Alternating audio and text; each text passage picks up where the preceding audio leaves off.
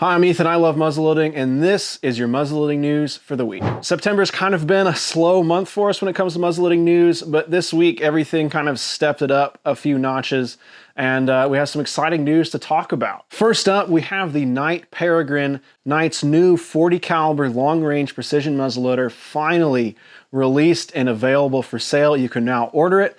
It's going to start shipping soon, and you can get your hands on it now. I've mentioned a few times this summer that 2021 here is really the year of the 40 caliber muzzleloader.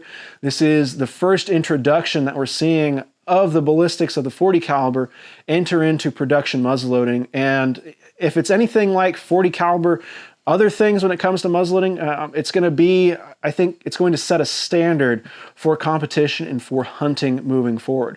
When you look at the ballistics of 40 caliber projectiles, they're just really good. And as more states adopt a 40 caliber minimum caliber for their hunting seasons, I think we're going to see interest in 40 caliber muzzleloaders, both in traditional and in modern, really step up and become more popular with people.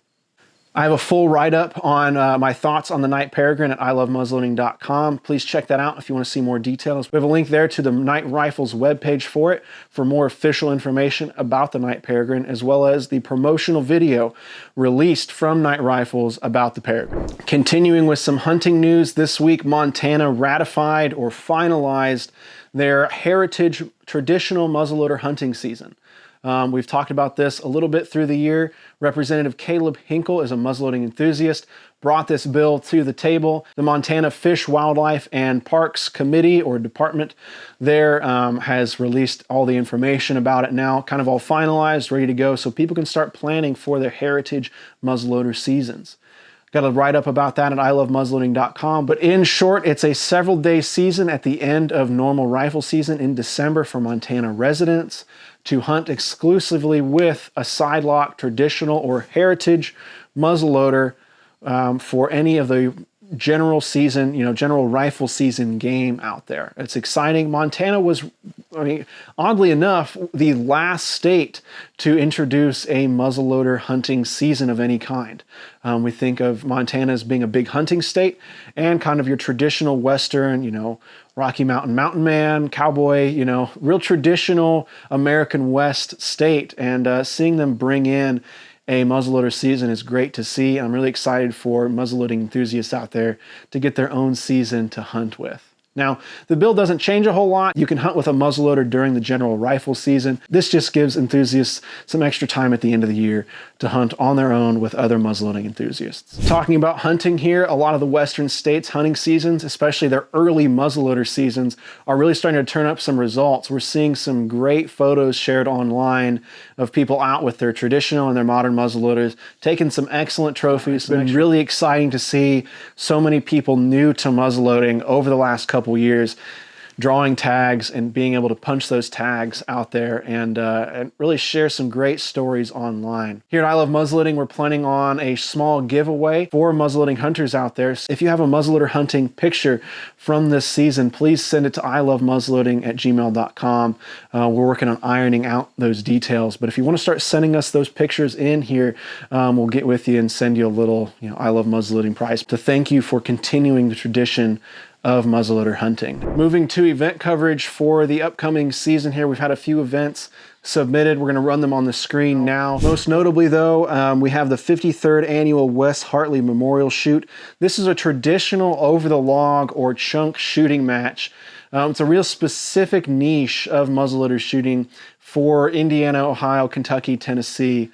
If you've ever seen any of the media surrounding Sergeant York, that's kind of what this match is about. It's a sect of muzzleloading competition that I really enjoy. I love these little niches that we get to have. Not everything is one way or the other when it comes to muzzleloading. This match specifically is an over-the-log match. It's October 16th, 2021 in Valonia, Indiana. They have over $1,000 worth of great meat and merchandise prizes, including 25 pounds of Swiss powder. So special thanks to Swiss Powder for their continued support of small and large matches across the country when it comes for events for muzzleloading enthusiasts. It's just great to have a powder company so supportive. There's a free breakfast for all shooters provided by Blondie's Pizzeria and Pub. Registration starts at 8:30 a.m. A shooters meeting at 9 a.m. you can show up at the Valonia Christian Church at 2344 South Main Street, Valonia, Indiana. The shoot is located in a field behind the church. I was able to attend last year, and I hope to be able to attend this year. It's a great group of people to hang out with and shoot muzzleloaders with, just kind of for an early, weekend morning. It's usually crisp and cool then, and the breakfast provided by Blondie's is a knockout breakfast. You don't really need to eat lunch after you've eaten breakfast at this match. We'll have a link to this flyer at ilovemuzzleloading.com for you to check out and some more information about the match with some photos and things from last year. Also here in Indiana, we're preparing for Mississinawa 1812, which is October 1st through 3rd in Marion, Indiana. The next weekend is the Feast of the Hunter's Moon in Lafayette, Indiana. This past weekend here, as of recording, was the last weekend for Kokomo and Foster, a living history encampment just a little bit west of Kokomo. This is put on by good friends of mine, Bob Oth and Pat Scott, who've been putting on this event for 20 years now. And it's kind of come to time now for it to close out. And while we're all sorry to see it go, we understand that, things change and sometimes we have to end it. So I hope that everybody had a great weekend at that event. It's a fantastic little event. I published a video on last year's event over on my father's channel, The Iron Ram. Check that out if you want to see some of the behind the scenes and some of the sights and sounds of Kokomo and Foster. I think that's an event that will live on with many of us for years to come as a status level to try to reach with a great living history encampment. So thank you, Bob, and thank you, Pat, for hosting such a great event the last few years.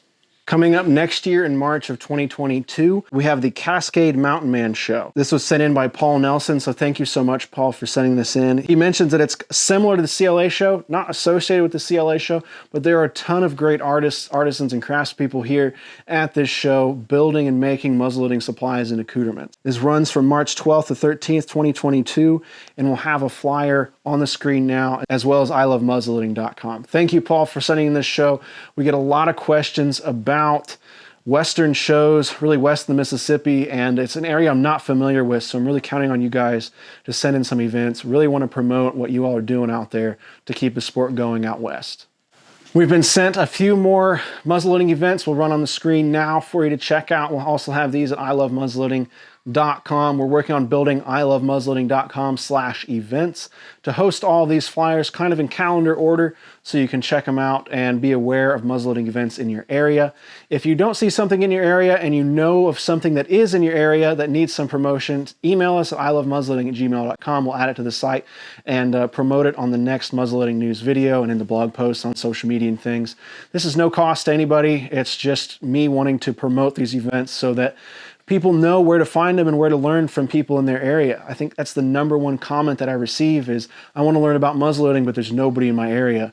And if we can all share and promote the events that we know of and we hear about, we can get more new enthusiasts interested in all the local events and keep muzzleloading going in these little communities that they started in and continue to be active in. I always try to talk a little bit about muzzleloader supply and inventory on these videos. There's really not a lot of people talking about it. Darren Binder at muzzleloaders.com. He does a great job with some weekly updates on what they're seeing. So this is a little bit of piggybacking on what he's saying and what I'm picking up from some of the other muzzleloading suppliers out there. In general, we're starting to see inventory really come back in limited numbers though. So we're starting to see things like Blackhorn 209, 777, Pyrodex hit store shelves. Got a video out now on trying to find Blackhorn 209 and your other muzzleloading propellants out there using a website called BrickSeek. That's not sponsored in any way, but it's a website I found to try to track down SKU numbers and inventory at the big box stores that seem to be getting first dibs on your muzzleloading propellants right now. So check out that video. But in mass, we've gotten reports now that the containers of the CVA muzzleloaders are on their way to distributors. I know muzzleloaders.com has been shipping out a lot of pre-orders of the Acura MRX and I believe the LRX as well. And we're seeing stores like Midway, Walmart and things have those back in stock. Sometimes you can sign up for in-stock notifications. One of the other tools that we're seeing come into stock right now is muzzleloader bullets, but I will say they are selling out fast. I think the limited availability from really last winter to now has people buying them up in larger quantities than normal. So sign up for in-stock alerts on your retailers, and be sure you try to get some of those bullets when they come into stock. I know the muzzleloaders.com podcast was talking about some of the new Hornady bullets. They were in stock and sold out in less than 24 hours. It's a really popular bullet. A lot of people were looking for them. So keep your eyes and ears peeled. We try to update you as much as we can here, but sometimes we can't be fast enough, especially in times right now. Mike Bellevue of the Duelist 1954 YouTube channel just completed a 3 or 4 part introduction to muzzleloading Flintlock series, in which I think it's probably close to an hour and a half if you pile all of the videos together. He goes through everything you need to know about getting started shooting a Flintlock muzzleloader. He goes into where to start out, where to get your supplies, which ones he recommends for starting out, what to look for, what to look out for, what supplies he likes to use, popular supplies, everything, you know, from getting it to equipping it to feeding it, and to the different setups that he has depending on what kind of event or competition he's going to. Really encourage you to check these out. They're already one of Mike's most popular videos when you look at the time frame they've been released, and I'm sure many of you have already seen them, but in case you haven't, check out those videos, check out his channel. He does a great job. I think arguably he's one of the first muzzleloading YouTubers to make an impact on the community, and really can't thank him enough for being an inspiration and somebody to look up to when it comes to producing muzzleloading content that's engaging and informative. So thanks, Mike, for the series. I'm excited to direct new muzzleloading enthusiasts to those videos as a place to start and get their foot forward the right way before they make some of the new mistakes. I think it's going to be a great opportunity for people. Last but not least, I wanted to share a little bit of an article from the Shooting Industry Magazine. This is a magazine published by the National Shooting Sports Foundation and shipped out to FFL holders, gun shop, media personalities, all sorts of people in the shooting sports industry. Most of the time I just peruse through this magazine. Most of it is targeted towards the modern firearms enthusiasts and shops and things, but every now and then, but almost in every issue, there's some great information in here on public outreach, education, online media, and just some stuff to keep everybody abreast of what's going on. The NSSF does a great job of keeping folks informed. But every couple months, especially this past year, in almost every issue, there's been a little shout out to muzzleloading. And maybe it's not as big as I think it is, but it is still really nice that in this publication just meant for gun shops and things, they keep highlighting the growth of muzzleloading over the past few years, really from 2019, when they mentioned that muzzleloading was the second highest category of growth in all of firearms. I've been citing that a lot, but it's a really exciting number for me. I really hope that we see a continuation of that for the 2021 numbers, for the 2020 numbers and the 2021 numbers when they're released. But in the September 2021 issue, there's an article titled Charged for Growth, written by Carolee Anita Boyles, about the changes impacting the muzzleloading and blackpowder segment.